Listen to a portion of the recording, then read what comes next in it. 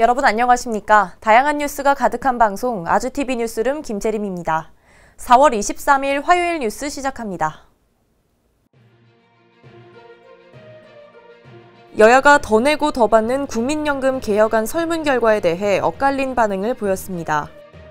국민의힘이 5월 임시국회에서 쟁점 및 정쟁 법안 처리 시도를 자제해야 한다며 협치 복원을 호소했습니다.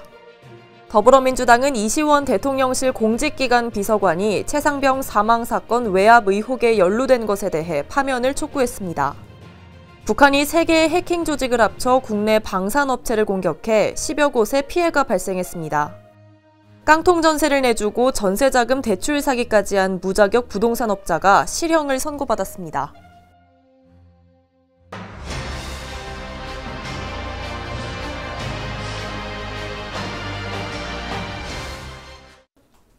여야가 더 내고 더 받는 국민연금 개혁안을 선호하는 설문 결과에 대해 엇갈린 반응을 보였습니다. 공론화위 수기토론 결과를 두고 국민의힘은 조금 더 내고 더 많이 받는 계약으로 규정한 반면 더불어민주당은 소득보장 강화가 국민의 뜻이라고 환영했습니다. 국회 연금개혁특별위원회 국민의힘 간사 유경준 의원은 지속가능한 연금제도란 측면에서 명백한 계약이라며 보수개혁이라는 근본적으로 이 취지에 반대된 안이란 점이 명백하다고 주장했습니다. 보수개혁이란 국민연금을 현행 보험료율 9%, 소득대체율 42.5%를 보험료율 13%, 소득대체율 50%로 함께 상향 조정하는 방안입니다. 유 의원은 이란의 정식 명칭을 기존보다 조금 더 내고 그보다 많이 받는 안이라며 이를 더 내고 더 받는 안이라고 포장한 것은 서민을 교묘하게 희롱하는 포퓰리즘의 극치라고 비판했습니다.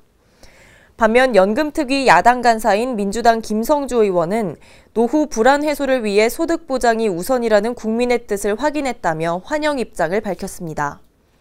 그러면서 국민의힘도 신속하게 국회 연금특위 논의에 참여해 성과를 낼 수 있도록 적극적인 자세를 촉구한다고 덧붙였습니다. 한편 국회 연금특위는 조만간 공론화위의 조사 결과를 보고받고 여야 간 논의를 진행할 예정입니다. 국민의힘이 5월 임시국회에서 쟁점 법안 처리 시도를 자제해야 한다며 협치 복원을 호소했습니다.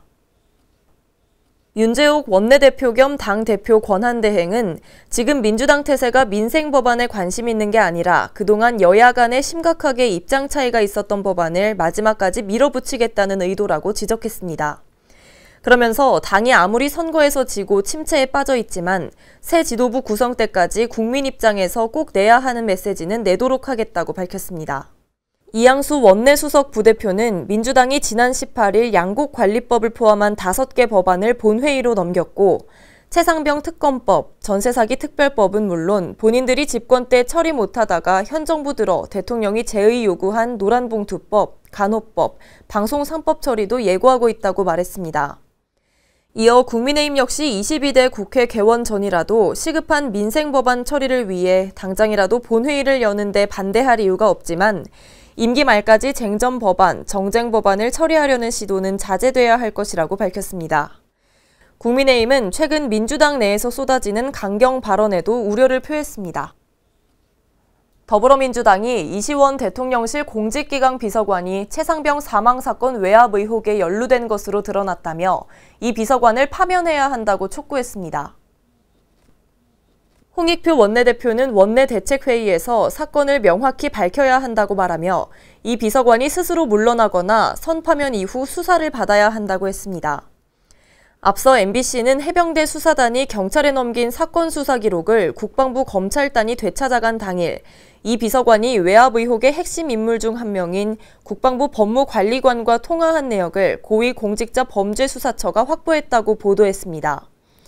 박주민 원내수석 부대표는 회의에서 대통령실이 전방위적으로 이 사건에 관여한 것이 드러났다며 특검에 대해 협조하지 않겠다고 하는 건 공멸의 길이라고 지적했습니다.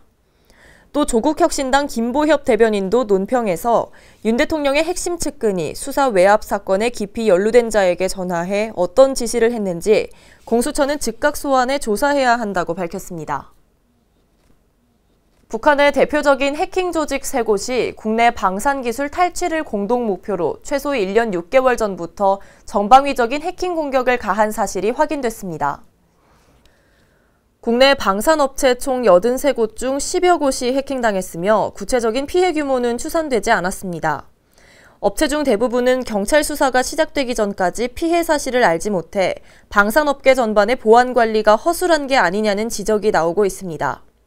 경찰청 국가수사본부 안보수사국은 북한 해킹 조직 라자루스, 안다리엘, 김숙희가 국내 방산기술 탈취를 노리고 합동으로 공격한 사실이 처음으로 확인됐다고 밝혔습니다. 그러면서 북한이 탈취를 시도한 구체적인 방산기술 유형과 국가전략기술의 유출 여부 등은 국가보안사항이라는 이유로 밝히지 않았습니다.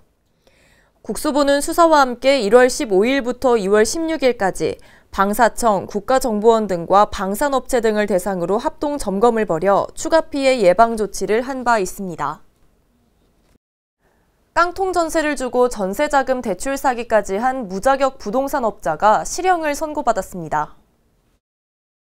광주지법 형사 3단독 박현 부장판사는 사기, 공인중개사법 위반 등의 혐의로 기소된 부동산업자 최모 씨에 대해 징역 5년 6개월을 선고했습니다. 공범 17명에게는 징역형, 벌금형을 선고하거나 징역형의 집행과 선고를 각각 유예했습니다. 최 씨는 시세보다 과도하게 오피스텔 등을 임대하는 이른바 깡통 전세를 내주고 대출이 쉬운 청년 전세자금 대출 등을 공범의 명의로 받았습니다. 한편 공범의 대부분은 이 같은 범행이 불법인 줄 알고 가담했으나 일부는 실제 집을 구하다 최 씨의 꼬임에 속아 전세보증금을 빼앗긴 피해자도 있는 것으로 파악됐습니다. 국세청이 온라인 성인방송 및 중고명품 판매자 등 신종탈세 혐의자 21명을 상대로 세무조사에 착수했습니다. 해당 업체는 법인 자금으로 이른바 바람잡이 후원금을 결제하고 친인척에게 인건비를 준 것처럼 허위 경비 처리한 것으로 확인됐습니다. 국세청은 법방 기획사들이 수억 원 규모의 유료 아이템을 법인 자금으로 구매한 정황을 확인했다며 세무조사를 통해 세무상 일반적으로 인정되는 비용인지에 대해 확인할 것이라고 밝혔습니다. 한편 당근마켓, 중고나라, 번개장터 등 온라인 중고마켓에서 비사업자인 척하며 고가의 중고명품을 다수 판매한 전당포업자 등도 조사 대상에 올랐습니다. 여성 긴급전화 1366에 걸려온 스토킹 피해 상담이 최근 3년간 3배 넘게 늘어난 것으로 나타났습니다. 여성 긴급전화 1366은 각종 폭력의 피해자를 위해 365일 24시간 상담 및 긴급보호 서비스를 지원합니다. 여성가족부와 한국여성인권진흥원이 발표한 여성긴급전화 1366 이용 실적에 따르면 지난해 스토킹에 의한 피해 상담 건수는 9,017건으로 2021년보다 약 3.3배 급증했습니다. 스토킹 피해 상담은 2021년 2,710건, 2022년 6,766건, 2023년 9,017건으로 매년 수천 건씩 증가해왔습니다. 진흥원 관계자는 지난해 7월 스토킹 방지법이 시행되면서 경찰 등 수사기관에 접수돼 여성 긴급전화 1366으로 연계된 관련 피해 상담이 급증한 결과로 보인다고 분석했습니다. 행정안전부는 24일부터 다음 달 3일까지 전국 17개 시도의 여름철 태풍호우 사전대비 실태 점검에 나선다고 밝혔습니다. 이번 점검은 올해 여름철에도 기후변화로 인한 집중호우 피해가 발생할 수 있는 만큼 인명피해를 최소화하기 위해 마련됐습니다. 특히 지난해 큰 피해가 발생했던 지하공간 침수, 산사태, 하천 급류에 대한 대비 태세를 중점적으로 점검할 계획이며 지적된 사항에 대해서는 5월 말까지 보완하도록 조치할 계획입니다. 행안부는 이번 중앙합동 점검을 통해 여름철 국민의 생명과 재산을 보호할 수 있도록 사전 대비를 빈틈없이 하겠다고 밝혔습니다.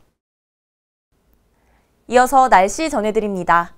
오늘 밤부터 내일 오후 사이에 전국에 비가 내리겠습니다. 이번 비는 대부분 지방에서 내일 오후까지 계속되겠습니다. 내일까지 예상 강수량은 강원 영동 지방이 10에서 40mm, 경북 동해안과 제주도 산지는 10에서 30mm입니다. 수도권을 비롯한 그 밖의 지역에서는 5에서 20mm의 비가 올 것으로 보입니다. 충남과 전북 지역에는 내일 오전에 천둥 번개가 치면서 우박이 떨어지는 곳도 있겠습니다. 내일 아침 기온은 서울이 11도 등 전국이 9도에서 14도로 오늘과 비슷하거나 조금 낮겠습니다. 내일 낮 최고 기온은 서울이 17도 등 전국이 13도에서 21도로 오늘보다 2도에서 8도가량 낮겠습니다.